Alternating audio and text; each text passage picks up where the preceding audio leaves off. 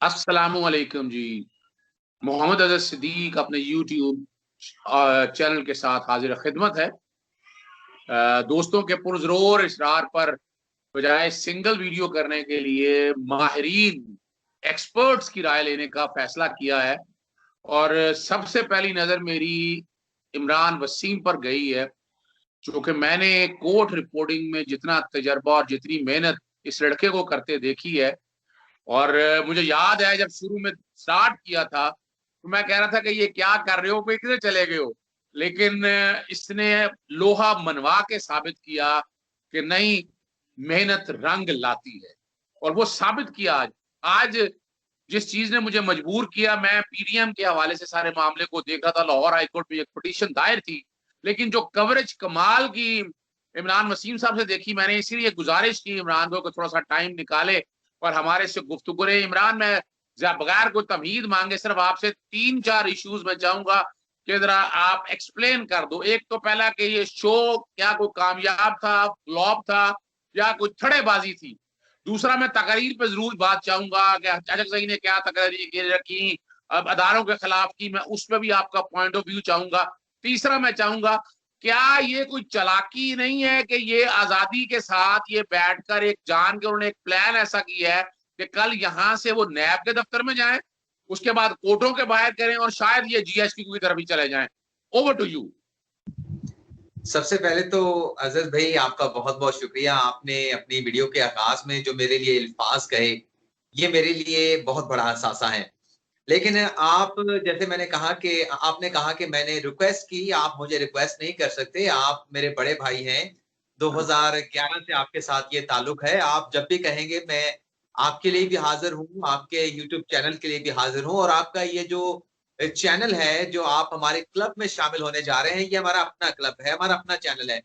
तो बहुत मैं आपको बात पेश करता हूँ। अब आपके सवाल की तरफ आते हैं कि ये शो कितना कामयाब हुआ। देखिए, मैं सुप्रीम कोर्ट में था तो मुझे मुझे ऑफिस से फोन आया कि आप यहाँ से अपने काम जो है वो पूरा करने के बाद आप पीडीएम के जलसे में चले जाएंगे इलेक्शन कमीशन के सामने। आपको पता है कि सुप्रीम कोर्ट का और इलेक्शन कमीशन का कितना फासला है। तो मैं वहां पर गया। जाहिर सी बात है, इससे पहले मैंने गुजरांवाला का जलसा भी देखा, आपने भी देखा होगा, कराची का भी, बलूचिस्तान का भी, पेशावर का भी। अच्छे अच्छे शो थे। लेकिन पीडीएम की जानिब से एतराज किया जाता था कि हमारा शो जितना बड़ा होता है, उस पर एतराज किया जाता है कि ये नंबर्स पूरे नहीं बताए जाते, हुकूमत जो है नंबर कम बताती है। तो जब मैं, मेरे लिए पहला जलसा था पीडीएम का जो इस्लामाबाद में हुआ, और सबसे जो अहम बात थी, जब से वजीर दाखिला आए हैं शेख रशीद साहब, उन्होंने भरपूर इन्हें मौका दिया, भरपूर मौका दिया कि आप आए इलेक्शन कमीशन के सामने अपना एहतजाज रिकॉर्ड कराएं, आप यहाँ पर आकर जलसा करना चाहते हैं जलसा करें, आपको पूरा मौका दिया जाएगा। कोई कंटेनर खड़ा नहीं किया जाएगा, कोई बैरियर आपके रास्ते में खड़ा नहीं किया जाएगा। और आज वही हुआ जो ऐलान किया गया था हुकूमत की जानिब से, शेख रशीद की जानिब से इन्हें कहा गया कि आप आए। और ये पहला जलसा था पीडीएम का जो रेड जोन में किया गया। हमने ये देखा कि भरपूर मौका मिलने के बावजूद भी लोग जितनी तादाद में मैं एक्सपेक्ट कर रहा था या बाकी लोग एक्सपेक्ट कर रहे थे, उतनी बड़ी तादाद में इनके जलसे में शरीक नहीं हुए। इससे पहले अगर हम माजी में चले जाते हैं, नून लीग की हुकूमत में चले जाते हैं, उस वक्त भी जो इमरान खान लॉन्ग मार्च लेकर आए थे, तहमुल कादरी साहब लॉन्ग मार्च लेकर आए थे। आज मैं रिकॉर्ड पर ये भी लाना चाहता हूँ कि उस वक्त जब इमरान खान साहब जब पॉज के लिए आ रहे थे, हम ये कहते थे कि ये कोई तरीका नहीं है किसी भी हुकूमत को हटाने के लिए, किसी भी प्राइम मिनिस्टर से लेने के लिए। इस तरह से लॉन्ग मार्च, और अब लॉन्ग मार्च और धरनों के जरिए अगर किसी हुकूमत को डीरेल किया जाएगा, घर भेजा जाएगा, तो ये एक रवायत बन जाएगी, एक मिसाल बन जाएगी। तो उस वक्त हम इमरान खान के उस मौके के खिलाफ खड़े थे। और आज भी जब ये पीडीएम खड़ी है और कहती है कि हम धरने और लॉन्ग मार्च के जरिए, जलसे जुलूसों के जरिए हुकूमत को हटाना चाहते हैं, तो अब हम मौजूदा हुकूमत के साथ खड़े हैं। तो ये हमारा मौके, मैं ये थोड़ा सा क्लियर करना चाहता था कि जो सही बात है, हमारी कोशिश होती है कि हमेशा उसके साथ खड़े रहें।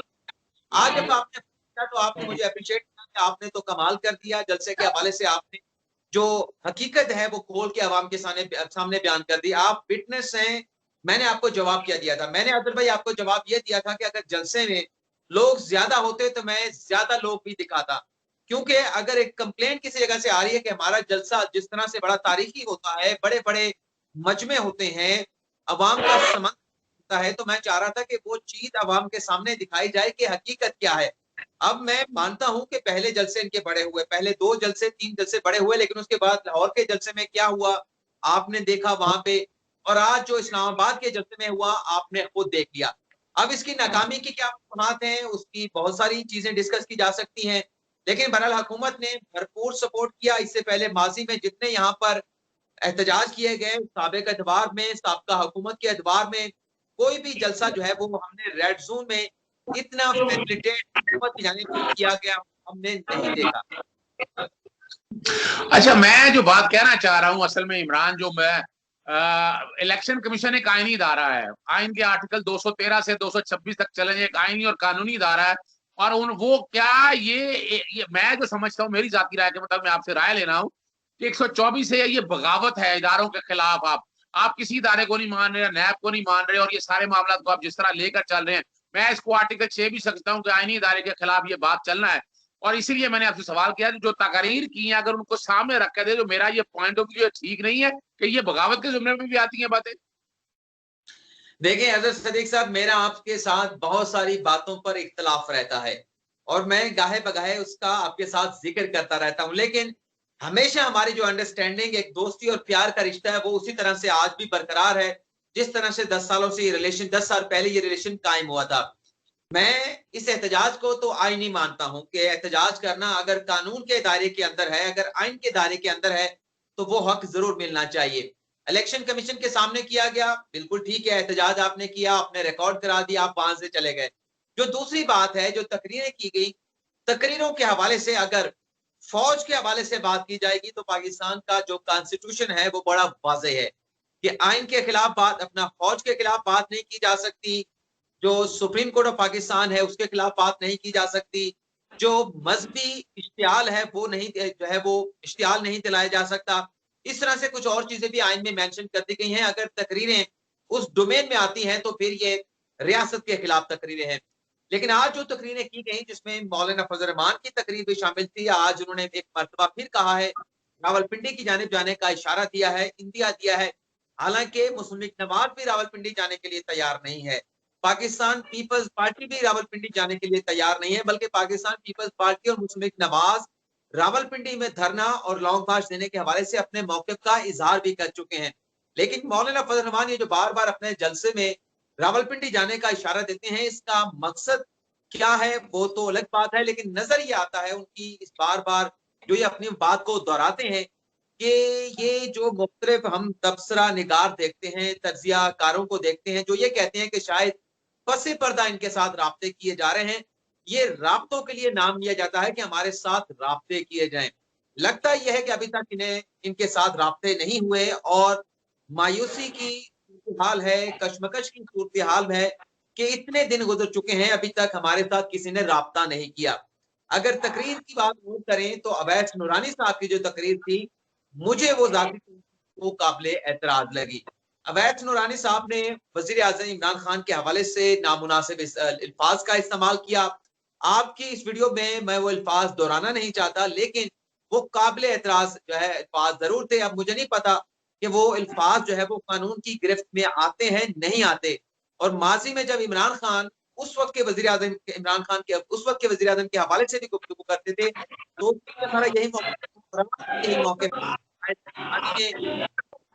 जो आज एक मुख्य के हवाले से इस्तेमाल की है, उनके खिलाफ जिस तरह से उन्होंने जहर उगला है, मेरे ख्याल से वो काबिल एतराज भी है। और कानून क्योंकि आप बेहतर समझते हैं, मुझे नहीं पता कि उनकी पूरी तकरीर जो है वो नेशनल मीडिया के ऊपर नशर की गई है, ब्रॉडकास्ट की गई है, नहीं की गई। अगर आपने सुनी है तो आप फिर ज्यादा बेहतर बता सकते हैं कि उनकी तकरीर देखिए इमरान, मैंने जो कि तकरीर देखी है और मैंने मुख्तलिफ अपना मीडिया चैनल के साथ गुफ्तगू करते हैं कहा है कि law has to take it own course. जो बातें की हैं, मैंने इसलिए सेडिशन का लफ्ज इस्तेमाल किया था। मैं जो समझता हूं कि आपने फैसिलिटेट कर दिया, बड़ा अच्छा किया, शेख रशीद साहब की हिकमत अमली बड़ी कामयाब रही है। लेकिन असूली तौर पर अगर आप ये जुबान बंद नहीं करेंगे, देखिए आर्टिकल 19 जो है ये एब्सोल्यूट राइट नहीं है, राइडर्स लगे हुए हैं। उनकी वायलेशन है। और मेरी जाती राय के मुताबिक ये मुकदमा बनता है और मौजूदा हुकूमत को बाकायदा सेडिशन के मुकदमा दर्ज करने चाहिए, तभी ये रुकेगा, तभी इदारों के खिलाफ, और ये वरना तो बनामा रिपब्लिक बन जाएगी। मेरी जाती राय यही है। अच्छा, मैं बात खत्म करने से कबल, क्योंकि ये बातें सारी शुरू हो गई हैं, और आप, मुझे याद है जब आपसे गुफ्तगू होती थी, आप कहते थे जिमनी इलेक्शन भी होंगे, सेनेट का इलेक्शन भी होगा।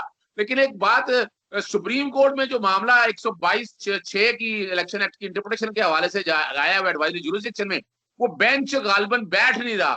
तो ये तो फिर इलेक्शन तो बहुत करीब आने वाले हैं। आप क्या देख रहे हैं कि बेंच को करीब तरीन बैठ रहा है, और फैसला क्या तवक्को की जा सकती है?